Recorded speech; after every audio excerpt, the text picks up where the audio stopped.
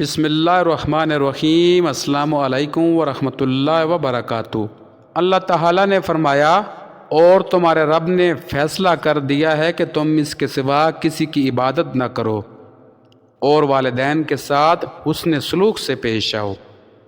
اگر تمہاری موجودگی میں ان میں سے ایک یا دونوں بڑھاپے کو پہنچیں تو تم ان کو اف تک نہ کہو اور نہ ہی ان کو جھڑکو، یعنی جب وہ دونوں بوڑھے اور عمر رسیدہ ہو جائیں تو ان سے بات کرتے وقت اکتاہٹ اور تنگی کا سا انداز اختیار نہ کرو، اور جس طرح ان دونوں نے تیری خدمت کو اپنا ذمہ لیا تھا اسی طرح مناسب یہی ہے کہ تم ان دونوں کی خدمت کو اپنے ذمہ لے لو۔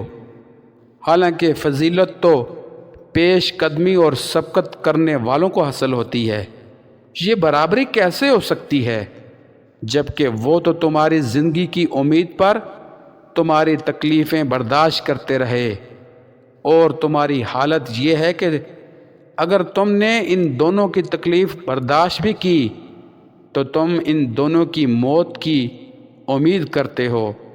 پھر اللہ تعالیٰ نے فرمایا، ترجمہ، اور ان سے نرمی سے بات کرو، شفقت و عاجزی کا پہلو ان کے آگے جھکاؤ اور ان کے حق میں دعا کرو۔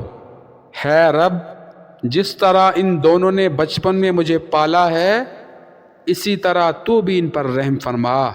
اور اللہ تعالیٰ نے فرمایا، یہ کہ تم میری اور اپنے والدین کی شکر گزاری کرو، میری ہی طرف تم کو لوٹ کر آنا ہے، اللہ تم پر رحم فرمائے۔ ذرا دیکھو کہ اللہ نے ان دونوں کی شکر گزاری کو کس طرح اپنی شکر گزاری کے ساتھ بیان فرمایا ہے۔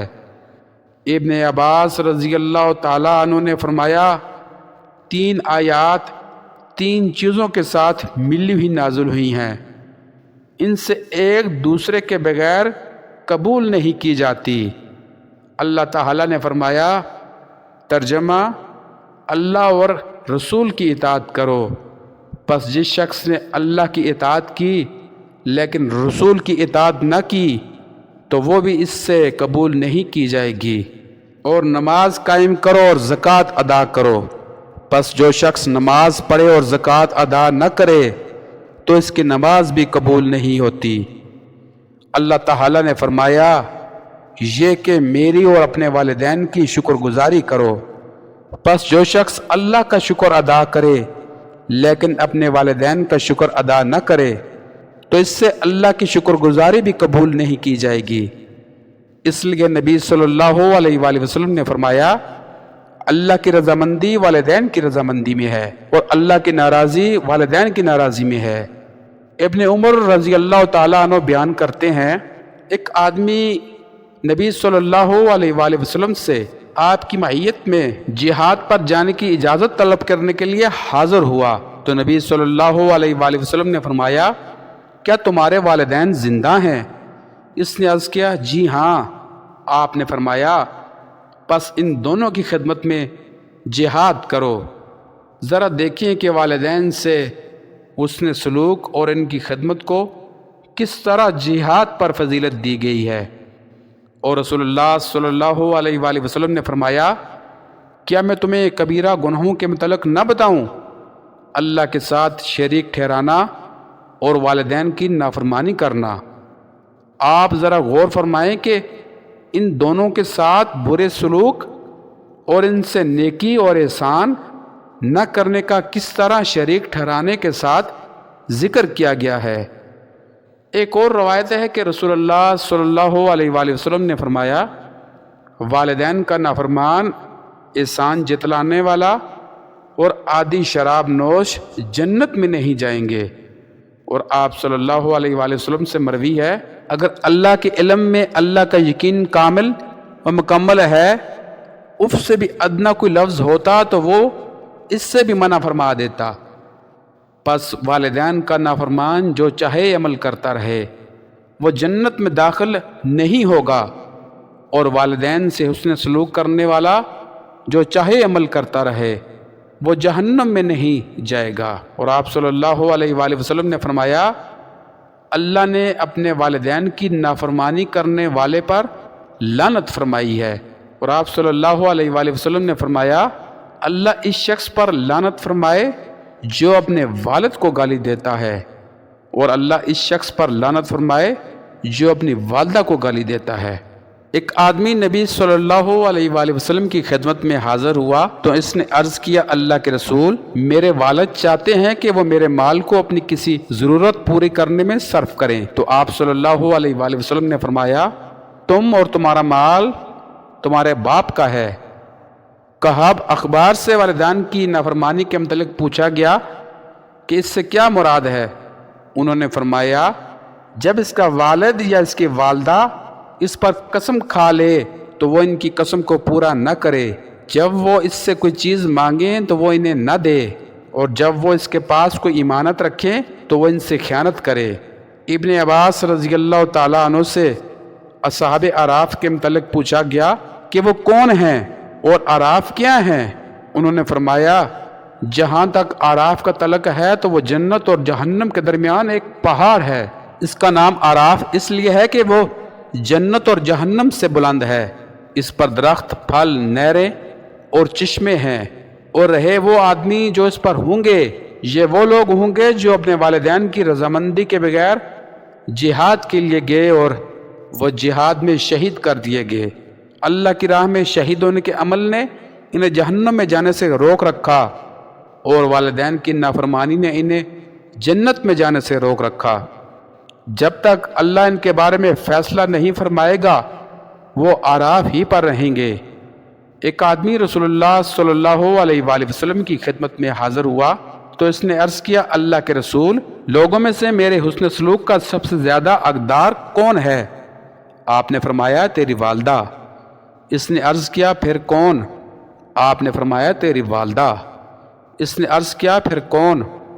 आपने फरमाया, तेरी वालदा। इसने अर्ज़ किया, फिर कौन। आपने फरमाया, तेरा वालिद। फिर इससे करीब तर और फिर इससे करीब तर। बस आपने वालदा से हुस्न सलूक के बारे में 3 मरतबा और वालिद से हुस्न सलूक के बारे में 1 मरतबा तरगीब फरमाई। और ये महज इसलिए है कि इससे तकलीफ़ और मशक्क़त ज़्यादा बर्दाश्त करने के साथ शफ़क़त भी ज़्यादा की होती है। इसके अलावा वो हमल, दर्दज़ा, वलादत, रज़ाहत और रातों को जागने की तकलीफ़ बर्दाश्त करती है। इब्न उमर रज़ियल्लाहु ताला अन्हु ने एक आदमी को देखा कि इसने अपनी वालदा को अपने कंधों पर उठाया हुआ है और इसे काबा का तवाफ़ करा रहा है। इसने कहा, इब्न उमर, तुम्हारा क्या ख्याल है कि मैंने इससे बदला दे दिया है। उन्होंने फरमाया, नहीं, इसने दर्दज़ा की जो तकलीफ़ें बर्दाश्त की हैं अभी तो इसका एक दर्द का बदला नहीं हुआ, लेकिन तुमने बहुत अच्छा किया और अल्लाह ताला तुम्हें थोड़े अमल पर बहुत ज़्यादा अजर और सवाब अता फरमाएगा। अबू हुरैरा रज़ियल्लाहु ताला अन्हु बयान करते हैं, रसूलुल्लाह सल्लल्लाहु अलैहि वसल्लम ने फरमाया, 4 आदमियों पर अल्लाह ताला का हक़ है कि वह इन्हें जन्नत में दाखिल करे, ना इन्हें इसकी नेमतें छिखाए, आदि शराब नोश, सूदखोर, नाहक तौर पर यतीम का माल खाने वाला और अपने वालिदैन का नाफरमान, अला ये कि वह तौबा कर लें। एक आदमी अबू दरदा रज़ियल्लाहु ताला अन्हु के पास आया तो उसने कहा, अबू दरदा, मैंने एक औरत से शादी की जबकि मेरी वालदा मुझे इससे तलाक देने का हुक्म देती है। अबू दरदा रज़ियल्लाहु ताला अन्हु ने कहा, मैंने रसूलुल्लाह सल्लल्लाहु अलैहि वसल्लम को फरमाते हुए सुना, वालिद अबवाब जन्नत का दरमियाना दरवाज़ा है, अगर तुम चाहो तो इस दरवाज़े को ज़ाया कर दो या इसको महफूज कर लो। और आप सल्लल्लाहु अलैहि वसल्लम ने फरमाया, 3 दुआएं ऐसी हैं जिनके कबूल होने में कोई शक नहीं, मज़लूम की दुआ, मुसाफिर की दुआ और वालिद की अपने बच्चे के लिए दुआ। और आप सल्लल्लाहु अलैहि वसल्लम ने फरमाया, खाला माँ के मकाम मज़ल्लत पर है, यानी उसने सलूक, इकराम, सिला रहमी और एहसान करने के लिहाज से। अल्लाह ताला ने मूसा अलैहिस्सलाम को वही की, मूसा अपने वालिदैन की इज़्ज़त व तौक़ीर कर, क्योंकि जो शख्स अपने वालिदैन की इज़्ज़त व तौक़ीर करता है तो मैं इसकी उम्र दराज कर देता हूँ और इसे ऐसा बच्चा अता करता हूँ जो इसकी इज़्ज़त व तौक़ीर करता है, और जो शख्स अपने वालिदैन की नाफरमानी करता है तो मैं इसकी उम्र कम कर देता हूँ और इसे ऐसा बच्चा अता करता हूँ जो इसकी नाफरमानी करता है। एक आदमी रसूलुल्लाह सल्लल्लाहु अलैहि वसल्लम की खिदमत में हाज़िर हुआ तो इसने अर्ज़ किया, अल्लाह के रसूल, مجھے بتائیں کہ جب میں 5 نمازیں پڑھوں، رمضان کے روزے رکھوں، زکوٰۃ ادا کروں اور بیت اللہ کا حج کروں تو مجھے کیا ملے گا؟ رسول اللہ صلی اللہ علیہ وآلہ وسلم نے فرمایا، جو شخص یہ اعمال بجا لائے تو وہ انبیاء علیہ السلام، صدیقین، شہداء اور صالحین کے ساتھ ہوگا، بشرطے کہ وہ اپنے والدین کا نافرمان نہ ہو۔ اور آپ صلی اللہ علیہ وآلہ وسلم نے فرمایا، اللہ نے والدین کے نافرمان پر لعنت فرمائی ہے۔